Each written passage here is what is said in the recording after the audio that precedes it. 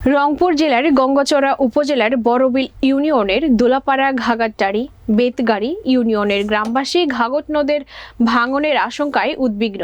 বিশেষ করে দোলাপাড়া ঘাগরটারি ও মিয়াপাড়ার ছিটমহল হুমকির সম্মুখীন। বিস্তারিত দেখুন রংপুর প্রতিনিধি রফিকুল ইসলাম সাবুলের পাঠানো প্রতিবেদনে। দোলাপাড়া ছিটমহল ঘাগরটারি গ্রাম নদীর পাড়ে গড়ে ওঠায় দীর্ঘদিন থেকে এই গ্রামের মানুষ নদী ভাঙনে সর্বহারা। নদীর একুল ভাঙে অকুল গড়ে, এই তো নদীর খেলা। কিন্তু এই গ্রামবাসীর দুকুলই ভাঙা। গত বর্ষার নদী ভাঙনে বেশ কিছু পরিবার গৃহহীন হয়ে পড়েছে। না আছে তাদের কোথাও জমি, না আছে আশ্রয়। তারা দিশেহারা হয়ে বিভিন্ন মহলে ধর্ণা দিয়েও কোনো ফল পাচ্ছেন না। পানি উন্নয়ন বোর্ড তাদের দায়সারা আশ্বাস দিয়ে নীরব থাকেন। গ্রামবাসী স্থানীয় প্রশাসন, পানি উন্নয়ন বোর্ড ও এমপি আসাদুজ্জামান বাবলুর কাছে দাবি জানিয়েছেন তাদের ঘরবাড়ি রক্ষা ও নদী ভাঙন রোধের যেন ব্যবস্থা নেওয়া হয়। নদীটা ওই দিক দিয়ে ছিল, এই বিশাল এরিয়া, এই যে ভাঙচুর আস্তে আস্তে আস্তে করতে করতে একদম বাড়ি ঘর মিলে যাচ্ছে। তো এই লোকগুলো কি করবে এখন?